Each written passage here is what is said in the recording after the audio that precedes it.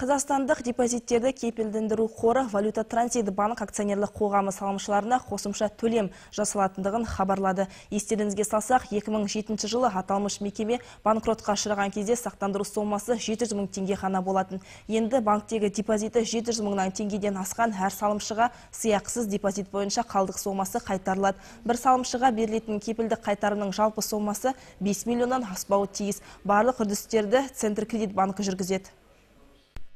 Егер де сізде депозиттеріңіздің сомасы 5 миллион болса, 700 мың теңгесін алған болсаңыз, қалған 4 миллион 300 мыңын қазіргі жағдайда алуға болады.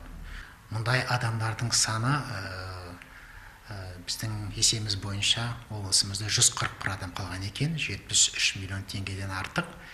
Әрине, Қазақстан бойынша мұндай адамдардың саны 5 мыңнан асып, 4 миллиард теңгеден асып отыр.